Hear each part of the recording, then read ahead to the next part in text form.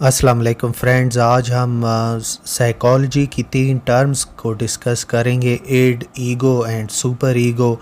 तो ये जो 3 टर्म्स हैं ये सिगमंड फ्रॉयड ने साइको एनालिटिक पर्सनैलिटी थ्योरी के हवाले से इन 3 टर्म्स को इंट्रोड्यूस कराया था लिटरेचर के अंदर और साइकोलॉजी के अंदर। तो अब हम इन्हीं को ही डिस्कस करते हैं।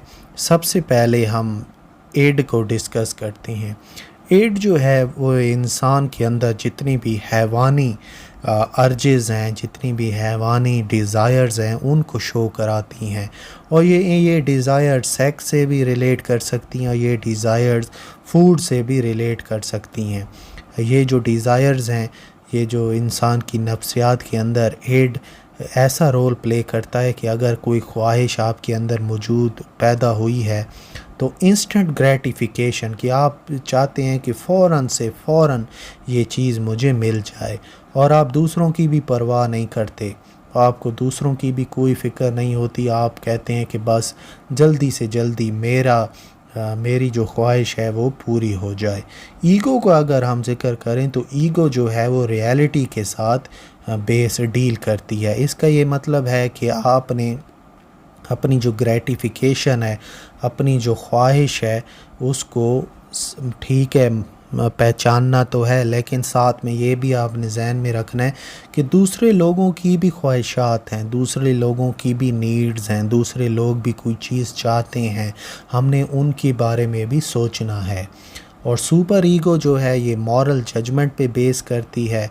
सुपर ईगो के अंदर हमें राइट और रॉन्ग का कंसेप्ट मिलता है। सुपर ईगो के अंदर जो डिसीजन है वो बेस करती है मॉरल वैल्यूज़ के ऊपर।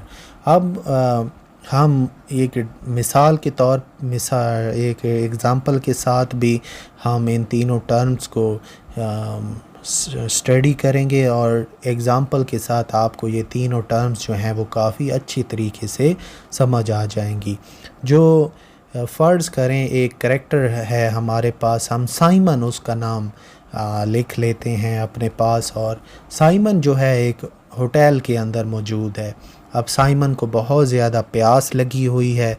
अब उसको कोई फ़िक्र भी नहीं है, साइमन को किसी चीज़ की भी फ़िक्र नहीं है, उसे प्यास लगी हुई है। वो उठता है, साथ वाले मेज़ पर जो गिलास पड़ा है, पानी पड़ा है, वो उठा के वो पी लेता है। उसको इस बात की भी फ़िक्र नहीं है कि वह उस मेज़ के ऊपर दूसरे इंसान भी बैठे हैं, उनको भी पानी की ज़रूरत है। नहीं, साइमन कहता है कि सिर्फ़ मेरे अंदर ख्वाहिश पैदा हुई है, मुझे खाना चाहिए और मुझे सबसे पहले खाना मिले। इसको हम कहते हैं एड। अब हम ईगो को ज़रा डिस्कस कर लेते हैं। तो हम फिर साइमन की ही एग्ज़ाम्पल लेंगे। साइमन जो है वो प्यासा है, लेकिन वो इंतज़ार करता है और इस बात पे यकीन रखता है कि जिस तरह से मुझे प्यास लगी हुई है, दूसरों को भी प्यास लगी हुई है, और अगर मैं कोई चीज़ गलत करूँगा तो दूसरे मेरे बारे में बुरा सोचेंगे। यानी जो ईगो है, आप ये समझ लें कि ये ज़्यादातर इसका डिसीजन बेस होता है कि दूसरे हमारे बारे में क्या सोचेंगे। तो ये सारा कंसेप्ट आ जाता है ईगो के अंदर। अब हम चलते हैं सुपर ईगो के अंदर। मिसाल के तौर पे हम ये ऐसा कहते हैं कि एक साइमन करैक्टर है हमारे पास और वो बिल्कुल अकेला है और दफ्तर में कोई बंदा भी नहीं है, उसके पास काफ़ी पैसे पड़े हैं। साइमन एक दफ़्तर में काम करता है, बहुत सारे पैसे उसके पास पड़े हैं, कोई उसे देख भी नहीं रहा। वो पैसे चुरा भी सकता है लेकिन वो ऐसा नहीं करता क्योंकि वो ये सोचता है क्योंकि ये अखलाकियात के ख़िलाफ़ है। ये अखलाकियात मुझे इस सब की इजाज़त नहीं देती। यानी सुपर ईगो आप ये समझ लें कि इंसान की मॉरल जजमेंट के ऊपर बेस करता है। तो ये 3 कंसेप्ट थे जो कि साइकोलॉजी के बड़े ही इम्पोर्टेंट हैं और इंटरव्यूज़ में ये पूछे जाते हैं। तो आप एड, ईगो और सुपर ईगो के बारे में ज़रूर प्रिपेयर करके अपने इंटरव्यूज़ में जाइएगा।